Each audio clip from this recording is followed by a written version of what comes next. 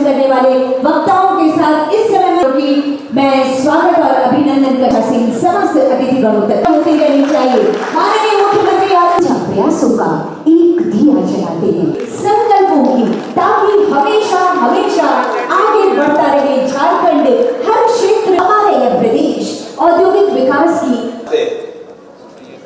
आज नेटवर्किंग के लिए एक मंच वन नेशन का जो लक्ष्य रखा गया है ऑफिस बेयर से किया पाए और ये ज्ञान अपनी ओर से जोहार करता हूं कि आप लोगों ने ये एक प्रयास किया है कि इस राज्य में कैसे उद्योग बढ़े, कैसे छोटे बड़े मंझुले उद्योग स्थापित हों, गांव में कैसे लोग रोजगार से जुड़े, खुद भी रोजगार करें, औरों को भी रोजगार करें। बहुत कम समय में कल ही मुझे पता चला कि एक कार्यक्रम पूर्व में आयोजित है, तो मैं नहीं चाहता कि कोई भी कार्य में कोई व्यवधान है वो अनवरत चलते रहना चाहिए।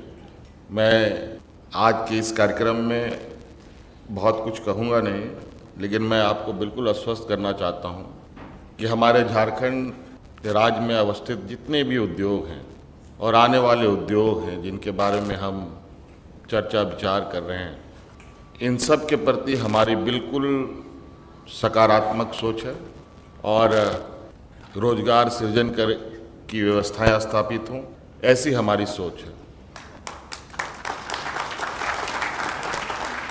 हर कोई हर काम नहीं कर सकता और ये व्यवस्था ऐसी है कि कोई अकेले भी नहीं चल सकता, तो इसीलिए कुछ लोग नौकरी करते हैं, कुछ लोग नौकरी दिलाने वाले बनते हैं, उद्योग लगाने वाले आगे आते हैं, बड़े पैमाने पे रोजगार भी उपलब्ध कराते हैं। झारखंड प्रदेश में मुझे लगता है बहुत सारे यहाँ उद्यमी बैठे हैं कि पीढ़ी दर पीढ़ी से वो झारखंड में हैं। झारखंड के बदलते स्वरूप को आप लोगों ने बहुत करीब से अनुभव किया है।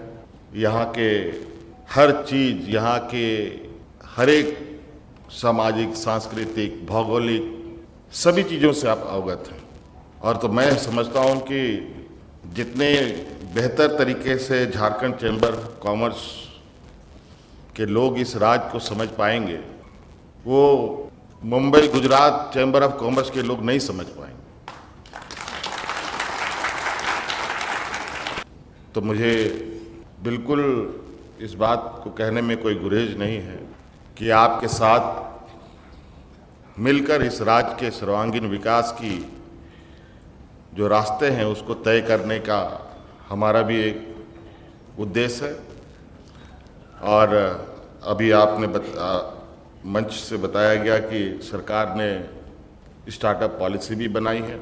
अभी हमने उसको बेहतर तरीके से नहीं देखा है और निश्चित रूप से आप लोग आश्वस्त रहें। बहुत सारी चीज़ें ऐसी हैं जो अभी करनी बाकी है।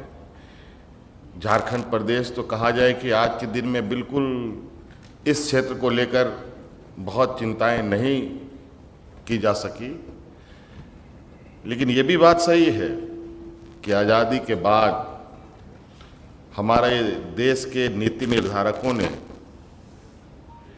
इस राज्य के प्रति बहुत उनकी संवेदनाएं रही हैं और शायद इसीलिए इस राज्य में एशिया का सबसे बड़ा उद्योग बोकारो में लगा।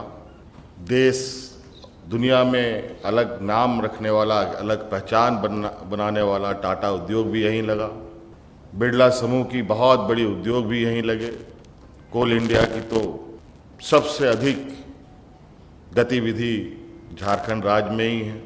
देश का पहला फर्टिलाइजर इंडस्ट्री हमारे राज्य में लगा। देश का पहला माइनिंग इंस्टीट्यूट इसी राज्य में रहा। उद्योग जगत को स्थापित करने के लिए पूरे देश दुनिया में जिसको उद्योग की जननी कहते हैं, एचएससी भी इसी राज्य में रहा। ये बहुत बड़ी सोच हमारे आज़ादी के बाद के जो नीति निर्धारक लोग थे, इन लोगों ने नीतियाँ निर्धारण की। कई रिजर्वायर इस राज्य में बने, जिसकी वजह से सिर्फ यही राज्य नहीं बल्कि आस पड़ोस के राज्य को हम लोग पानी उपलब्ध कराते हैं।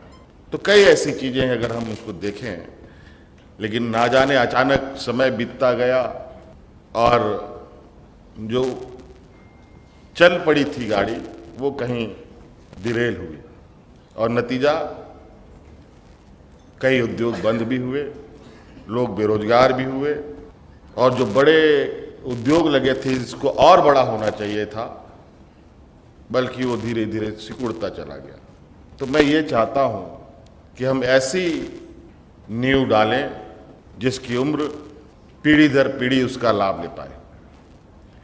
तो इसलिए आप लोगों के साथ बिल्कुल सरकार सकारात्मक भूमिका में रहेगी और आप अधिक से अधिक लोगों को रोजगार सृजन पर जो आपके सुझाव भी होंगे, जो भी सरकार का सहयोग होगा, वो निश्चित रूप से सरकार प्रदान करेगी।